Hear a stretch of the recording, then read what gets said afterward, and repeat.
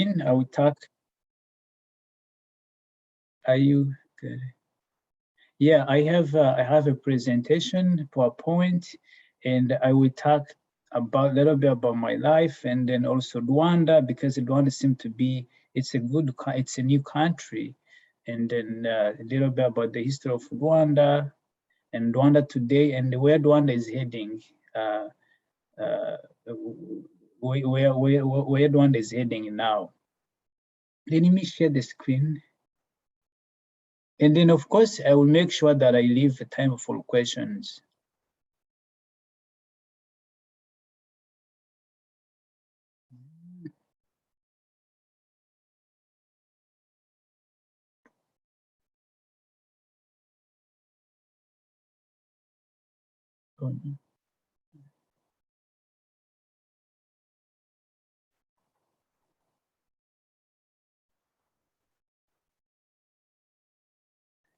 Can you hear me now?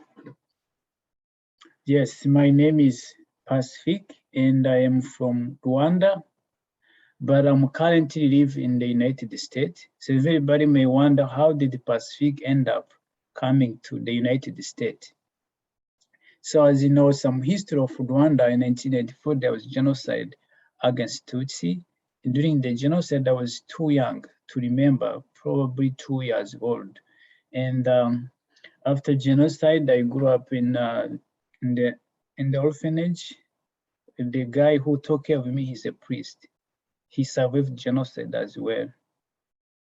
So he traveled all over the world, and he was talking to one of the families here in Hudson, and one of the families told him, "Hey, we can help you to raise one child."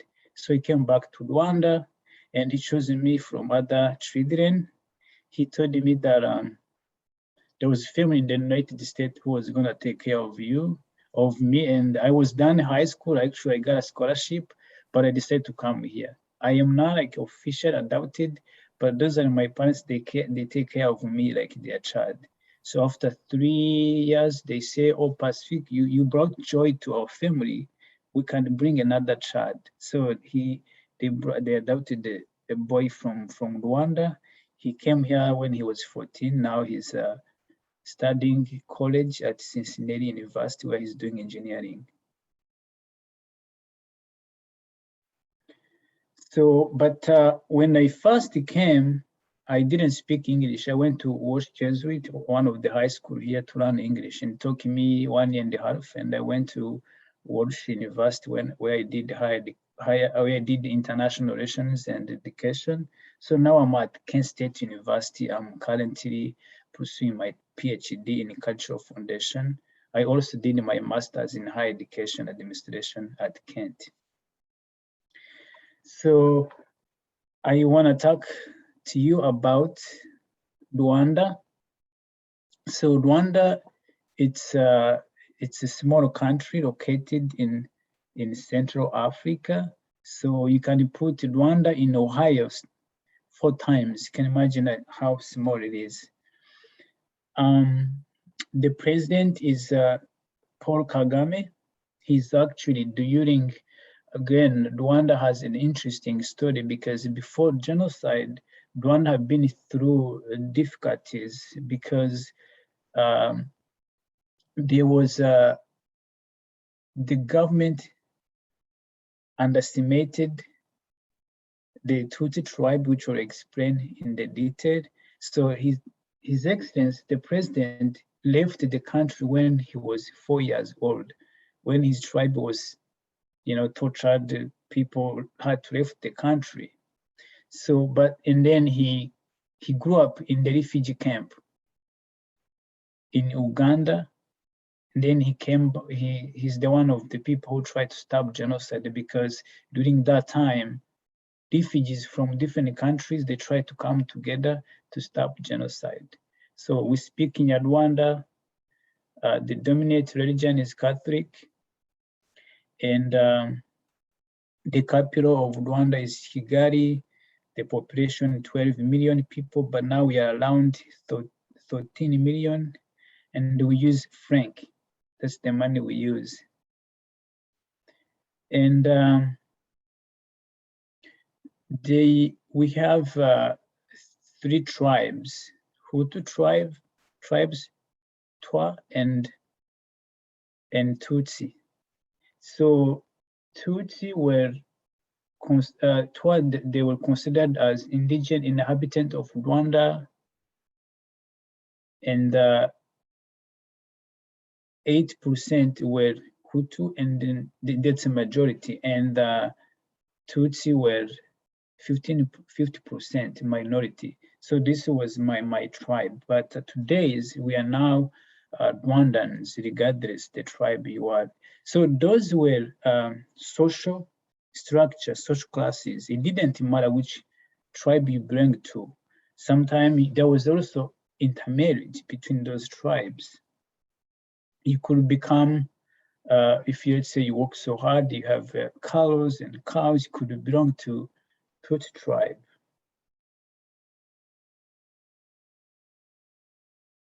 But then going to actually see what really caused the root cause of genocide, you have to kind of understand the history of Rwanda.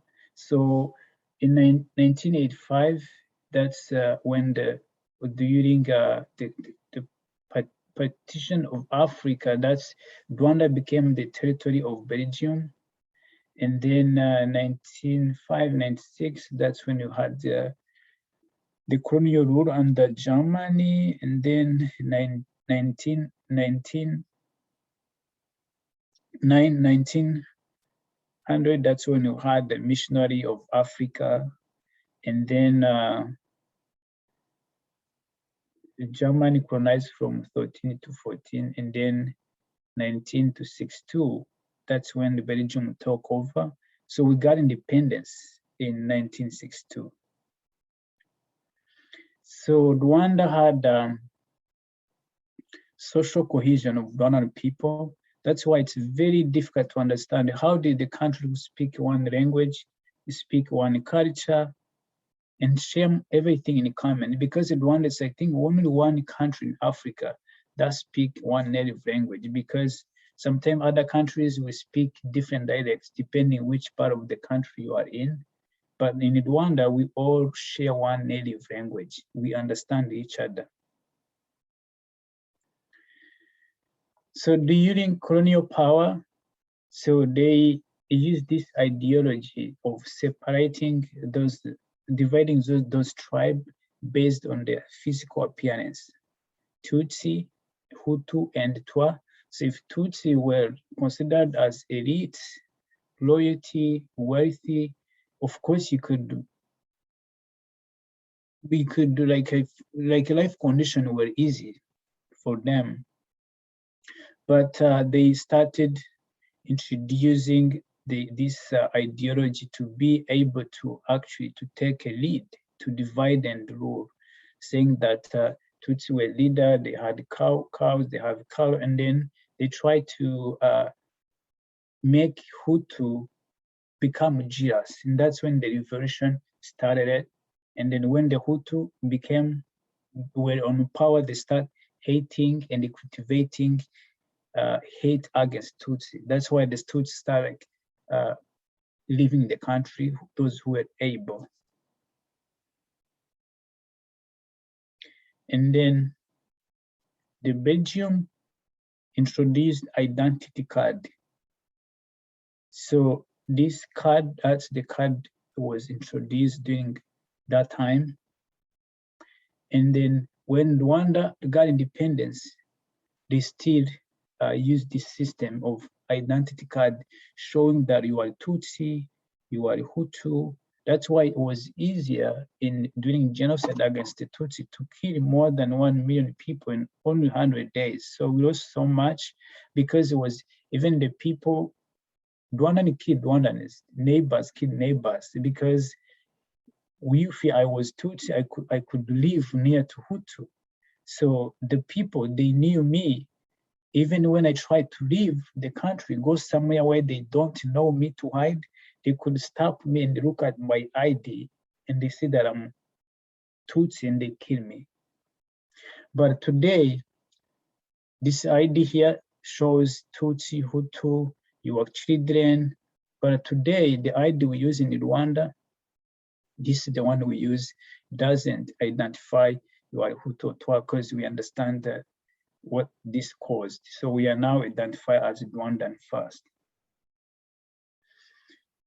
So it was very hard, easy in doing genocide to kill more people because the majority of young people were not educated. Like 70% of Rwandan were young people. Some of them were not educated. Even though who were educated, they were educated to hate, not to love. So they engage young people doing genocide against Tutsi to kill, use like radio, using barriers, because in the church in Rwanda, people believe that nobody could destroy the church. That's the place of God, where people go to worship. So during that time, many Tutsi went to church, believing that nobody could touch them, but killers could come and burn churches, use grenade, and so on. So I took this picture here when I was in Rwanda at Genocide Memorial Site.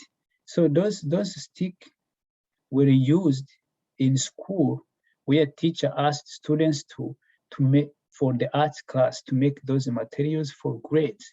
But those were used later during genocide to kill people. But children, they didn't know what they were doing. They just want to make a big, good one to get grades. But you can see how genocide was prepared and implemented even in the education system. And in fact, when you were like, you come from a Tutsi tribe and you got a scholarship, you could not continue university. Instead, they could use another child from Hutu tribe to go to college. So the consequences were so much. The country was gone. Nobody could believe Rwanda could become a country again. So during genocide, of course, the international organization left, United Nations. So the country left in the darkness. That's why killers were now free. Nobody was there to, no international organization say, no, don't kill. So the country left in the darkness. But now after genocide, Rwanda have done such remarkable work to unify people through reconciliation, unity, and peace. So they say, the government said the only way Rwanda could move on to become a country again, the unity, it was the only answer to Rwandan problems, to come together. So, and then also the refugees who left the country, bring them back to lead the country. And Gacaca, of course, was one of praised huge, important role in terms of rebuilding the country, because you have people who committed the genocide. They are in the jail, in the prison. So what happened, they bring those people who committed genocide back in the village and talk to people who actually lost their families. But again, it took time to educate people in the jail, to educate people in the village, how you bring people together and be able to talk face to face. If I lost my family and they know you killed my family, how do we talk? Because that was the only way that Rwanda could move forward. If we say, okay, if you killed, they kill you, that could be another story in Rwanda. But a lot of international organizations actually didn't agree with this system, but Rwanda used their only traditional system to resolve this issue and worked. So now that's when the international organizations say, oh, actually, Rwanda is doing it in their own ways without maybe looking at international policy, but also coming from what the people of Rwanda need. So it was one of the Gacaca cause play very important role. And then also empowering women in Rwanda. So Rwanda, back before genocide, the women didn't have voice. But now Rwanda is #1 in the world to have the highest number of women in a parliament. Makes like 61, and I think now this is the study, maybe I think in 2019, but it's now increasing. So women have voice in different sectors. Women participate in decision making. So this is one of the way that actually that it is helping Rwanda to move forward in terms of economy and socioeconomic development, because they understand women are capable. If you educate, you empower women, you empower society. Even me, as a younger person growing up in Rwanda, in the classroom, the dean of students, the chief of classroom, always was a man, was a boy. But now I understand that women can play a huge role in building society. So that's one of the things that really helped the country to move on. And then also, we remember genocide every year. We do work to remember. So this is the president of the country takes time to work with young people, to giving them an example that they are the future of the country. We gotta come together, we gotta work together. So this picture here, this past August, I traveled to Rwanda with Kent State delegation. The guy behind me is our vice president for the Office of Global Education. We are trying to see how, I've been trying to see how Kent State can have maybe a presence in Rwanda, a center in Rwanda, so Kent State students can go to study in Rwanda, study abroad, study culture, can do cultural exchange, students exchange. So I'm super excited for this project. We went with Neil Cooper, our director of peace and conflict study at Kent State. Now they're trying to see how they can maybe even develop like a dual degree, having students from Rwanda to spend 1 year at Kent State, and also students at Kent State spend 1 year in Rwanda. But that's also, it's not limited to Rwandan students or Kent State students. It's everybody can be part of this program. And they have genocide memorial site around the country where people can go visit and learn the history. So 2019, I was with Kent State students. I took 15 students with me for the first time, and they loved it. They learned new culture, and they became new people. We can see how much they changed when they came back to the USA. So they still talk to me. They want to do amazing things. So, and also implementing education about genocide in school. It's one of the things that the country has been doing, because genocide, it's a sensitive topic. How do you educate children who lost their parents to live together with other young people? Or you educate them and they go back home and their parents may tell something which is contradictory with what the teacher is teaching them. So it's a process and takes time. UMUGANDA is another sector that is helping the country to come together, where the military, police officers, citizens, they take day off once a month when they clean the country. So during this cleaning time, that's when people can talk about what we can do for the country, what we can do for our community. So this is the picture here. I was in Rwanda with Kent State students. We joined the community. So we breed the house of a widow of women whose husband died during genocide against the Tutsi. So we actually helped the community to build the home because her home was falling apart.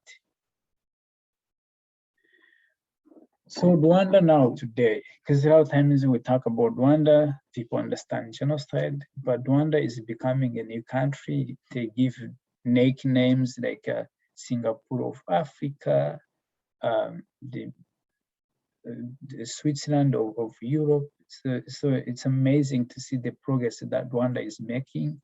So how and why? Because we don't have natural resources. We are a landlocked country. So, but Rwanda is the number one country with the fastest growing economy in Africa because number one, it's safe, surface price. It's also easy to do business. What Rwanda have done is to cut this corruption. Corruption is a zero tolerance of corruption, and also women. According to women, number 9 best place to be a woman, and also easiest to do business. Those are the things that is helping Rwanda to the economy. And now I was reading in news, it's official actually that Rwanda was selected among the 3 African countries to produce vaccine for COVID vaccine. So, and the factory will be in Kigali, the city of the capital of Rwanda, and this is going, of course, to serve other African countries. It's a good news. So this is the capital, Kigali. This is the convention center. So we receive many international conferences because the country, of course, is safe. The industries, the places where people can, places that can host big conferences. I think we will have a big meeting for all countries that speak English. Commonwealth. It may think it's taking place maybe next June. I could be wrong. So this is Kigali, the cleanest city in Africa, but not only Kigali, what one is trying to do is to establish secondary city system where they move some office from Kigali and have them in other part of the country. So this is, I'm so pleased to share this image with you because I took this picture. This is me. When I was in Rwanda, I visited the public library in Rwanda. It's such a huge, amazing, big building. It was built by Rotary International, by Rotary Club. So that's why I'm very honored to talk to you and share this image with you to show you how the work you are doing is making huge impact. So I shared this image. I was there. I saw kids being able to come to read. People use this space to give some lectures. It's amazing. Students can come here, come there to study. It's free space. Everybody is welcome to use the space. And also another factor that is contributing to Rwanda economy is gorillas. Rwanda now is heavily investing in wildlife, protecting wildlife. So gorillas. So we have a Kagera National Park, safari. This is me. I was with Kent State students. So this is spring 2019. This is one of the professors who traveled with me. And the guy behind the waving is the priest who took care of me that I was telling you from the beginning.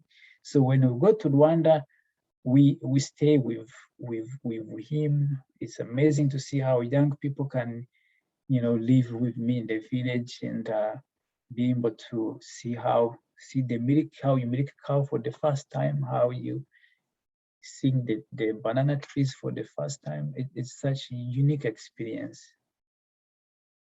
So we have elephants, we have all different kind of animals.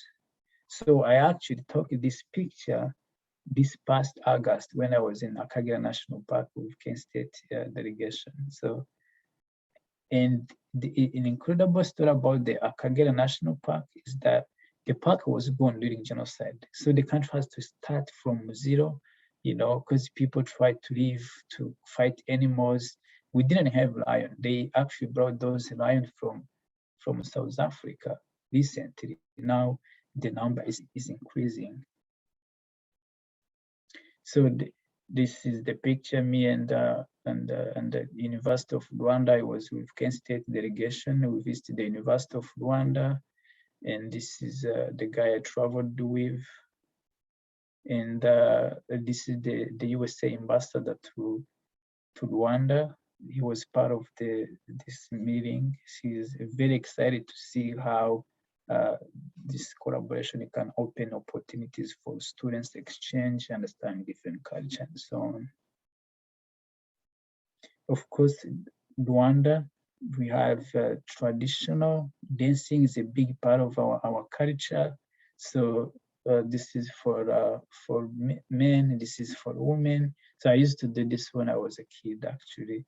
It was very popular in the village. Whenever there is a wedding, people would invite me to entertain people. Of course, food is big.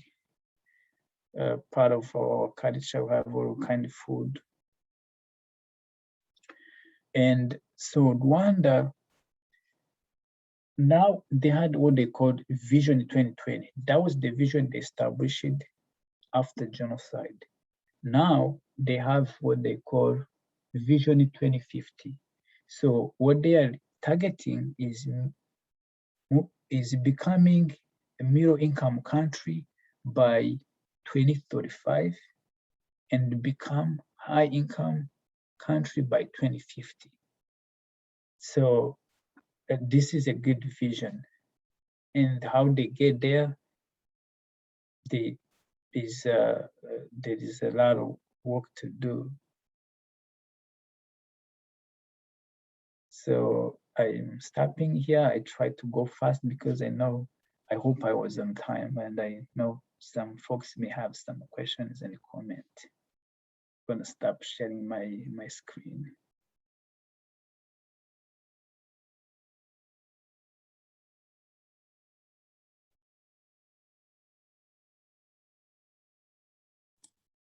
Thank you so much for sharing, Pacifique.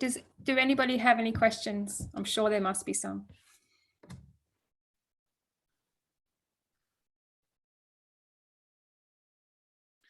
What are the main industries in Rwanda that are going to supply this income jump?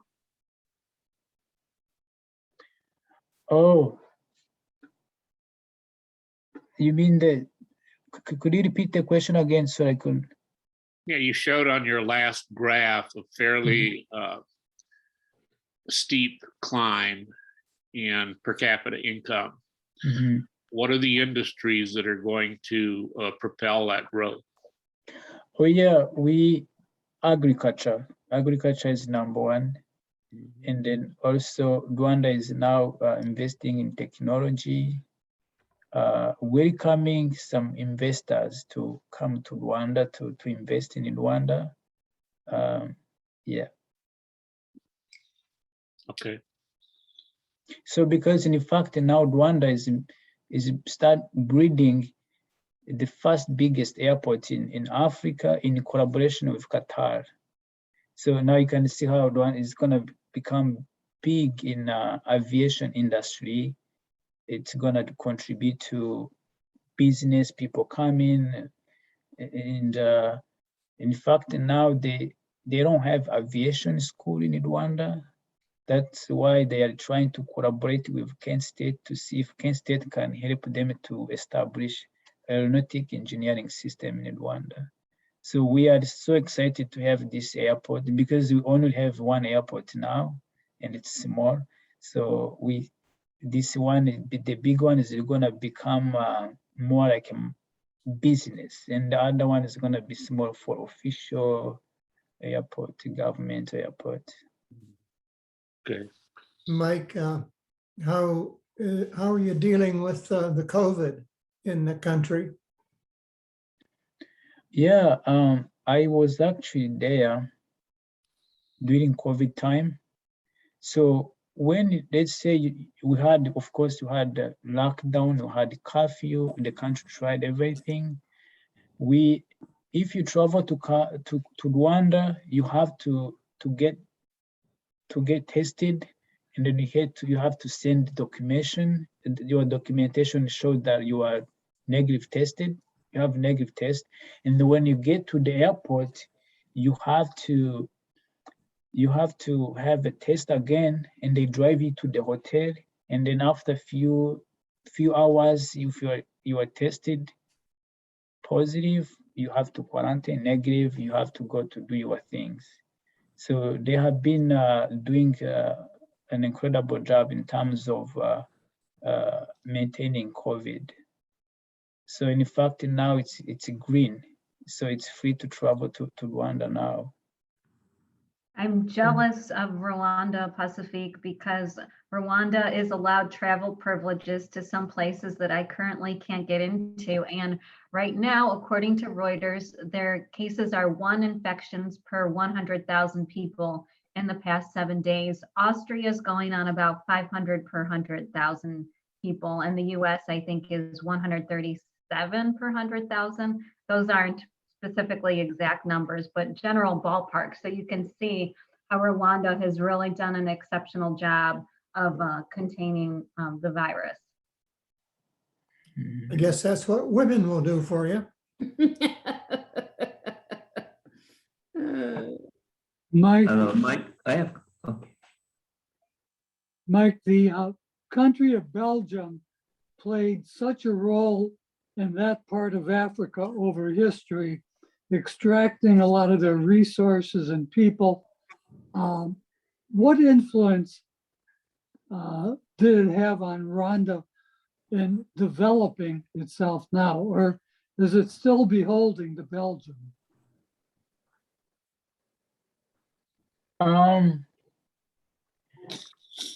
Yeah, that is a very good question, because of course colonization had a huge impact on Rwanda, but I think like Rwandan people now they're trying to see, let's work together, let's not like the history hold us back.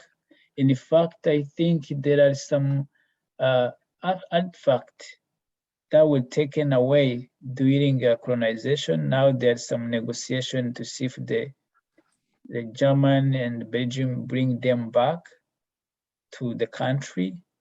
And also the Rwandan people now, they have this attitude that we can collaborate with other countries and then see what we can learn from them. What's something we can learn from them, making sure that we implement in a way that is going to serve the people of Rwanda, regardless the past. The past doesn't hold people of Rwanda back to, because you have to collaborate. It's very important. Yeah. So of course the history is still taught in class, but they are putting the collaboration, opening international collaboration, friends from all over the world to come to Rwanda, like Visit Rwanda. It's one of the campaign that is now growing in Rwanda to welcome people to come to visit, to open business, to do things. Thank you. I have a question. Please. Yes, yeah. Hello, Mike. I think he's plugging in his course.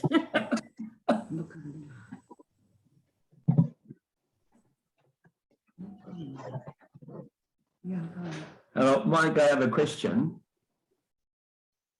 Yeah, in your speech, you have mentioned that Rwanda is the first safest place in the world. So is it safe to travel there by backpacking? Yeah, I would say that I said it's the safest place to travel. I think in Africa, but yeah, it's very safe. I have been there with the students. We never experienced some like issues about people grabbing you or the concerning of going to some certain places. But of course, there's some places of course, it's everywhere, but they have been trying to use to educate people there, to mobilize people, the police officer talking to people, don't do this, don't do that. But it's very, very, very safe. Okay, thank you. And also the system they use, if your staff may be a stolen, you can call police and they will work with you.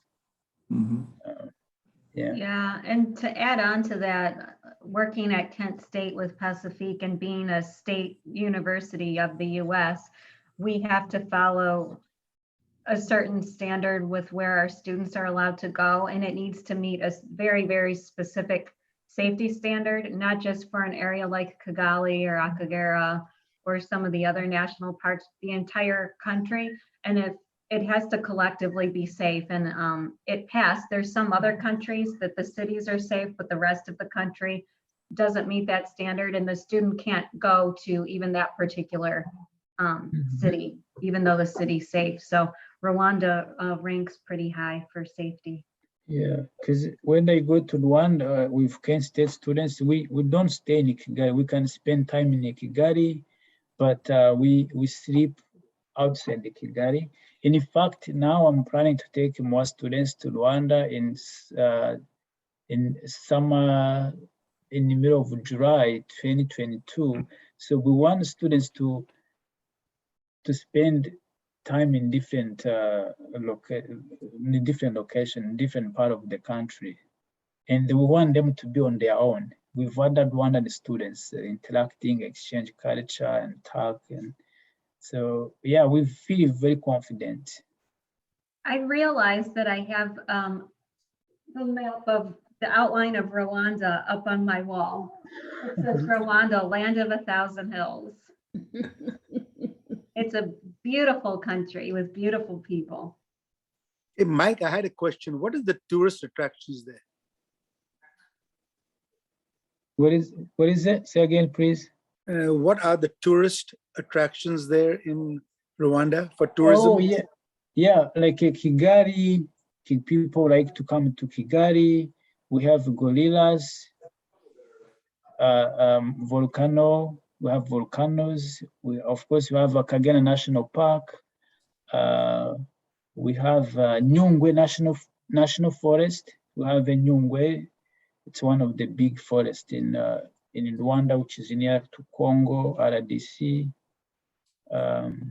Yeah, there is a ton of places to visit in Rwanda. And I don't know if I'm pronouncing his name right, Jean-Marie. Jean-Marie? Yeah, he can plan some phenomenal trips. Unfortunately, I had a trip planned there in June of 2020, and I think you can probably imagine what happened with that trip. It was unforgettable, not only because of the beauty of the national parks, but because of the people, and seeing and hearing that story of resilience. And, you know, it's hard for me to comprehend, how do you learn to forgive to the magnitude that Rwandans have forgiven? You know, awful things happened during the genocide, and you can actually have the great privilege of visiting a reconciliation village. Can you talk a little bit more of the reconciliation villages and how tourists can see that and witness it? Yes, the reconciliation village, it's one of the system that country established to create a neighborhood where people who lost their families during genocide against Tutsi can live with those who killed, perpetrators live with survivors in the same community. So people can go visit and you can stay there, you can interact with them, talk to them and see how things, it's real, it's happening. Sometimes it's hard to tell people about Rwanda, what the work Rwanda is doing, unless you can be there physically and see it. Even me, when I live in the USA, I've been here for 10 years, but I go often there. But every time I go back, I just feel like I'm a new person there. See a lot of changes happening in good ways. To follow up on Laurel's question, I was sitting here thinking about it. You were in an orphanage, what, at age 2? So you don't know the story of your parents, but when you were told how they, what happened, did you have anger growing up? Did you have to get over this? Yeah, I have anger growing up, knowing that it was kind of hard for me to understand why that happened. And sometimes I would have some kind of anger toward some maybe other children from other tribe. But because of education, understanding why things happened, I realized that why would I blame this young woman, this young man from what their parents did? It's through education.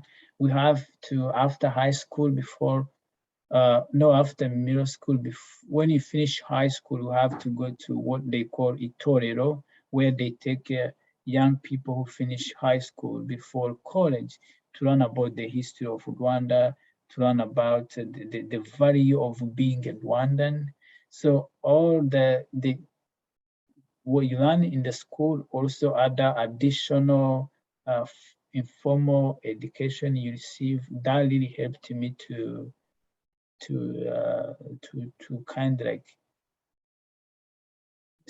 to not have this anger, to not have this negative image toward other young people from other tribe.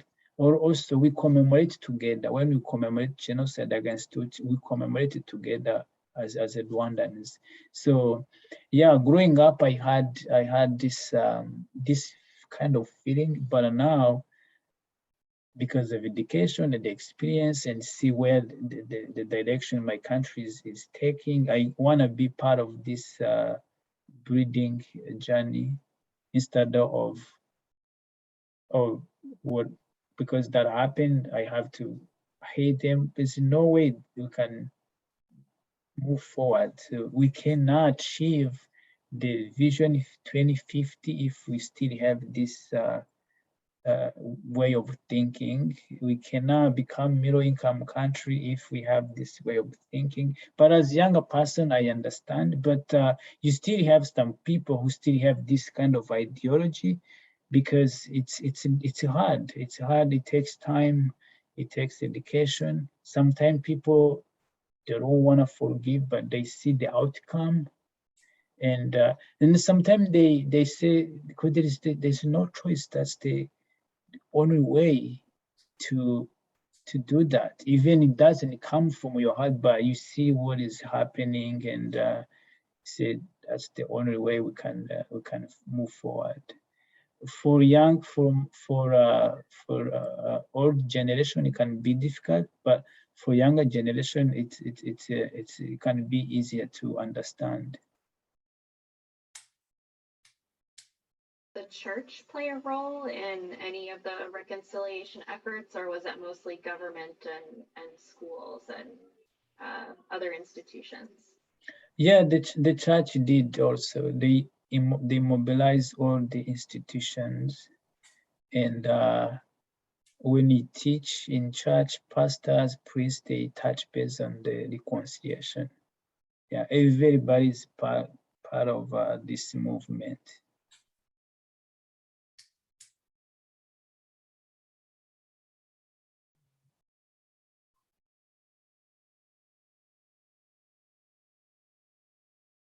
Any more questions or discussions, guys? You may have answered this before I got on. What is the population of Rwanda? It's now around 13 million. Yeah. Thank you. Pacifique, if I'm recalling correctly from when I was super obsessed with Rwanda in preparation for my journey, Rwanda has something unique with the average age. Can you talk a little bit about that? Yeah,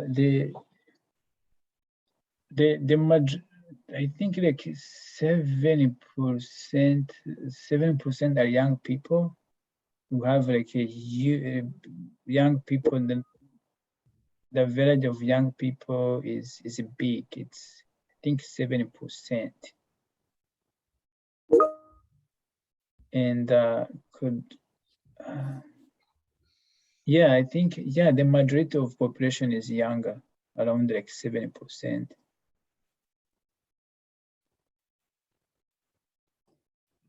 Pacifique, you had a slide about increasing the, I guess the earning potential across the country and the economy of the country. How is, I guess, proportion that are in poverty compared to out of poverty? How is that sort of tracking and how does that sit? Oh yeah, I actually have some statistics, but I can't recall in my head. But when you see after genocide, to see now there has been changes, because what Rwanda is doing now is to go in those places, making sure they localize the government, understanding who are the poor, who cannot even afford healthcare insurance,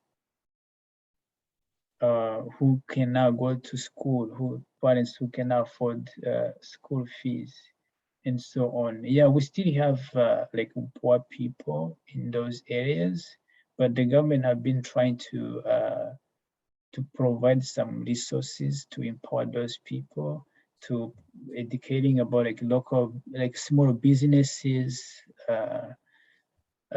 different ways of supporting those people who are very unfortunate. So is healthcare and education not free? Education is free for secondary school. From primary to secondary school, it's free. Mm-hmm. Mm-hmm. And also healthcare, it depends on your income. So if depends on your income, they have like this classify in levels: level 1, level A, level A. Those who who can afford the health insurance, this is how much they can pay. And then the middle class, this is how much they can pay. And then lower class, those poor people who can afford it, that's when the government can support. Thanks.